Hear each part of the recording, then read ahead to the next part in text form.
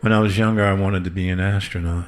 Then my cousin gave me something to smoke, and I was like, we don't have to travel that far. I smoke sometime, a lot, every day, actually. I smoke and I watch nature shows. One of my childhood friends was at my place recently, and we smoking.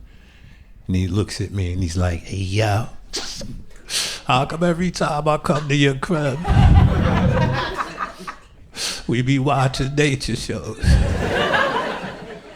I'm like, yo, my man, these nature shows, they informative. That's what's up. What that be? Keep watching, yo. We start watching this piece on National Geographic talking about the plight of the bees.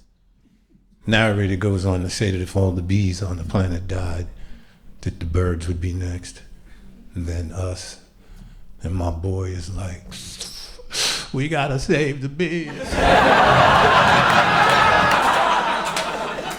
That shit is real, that's real. Now that I think about it, I ain't see a bee all summer.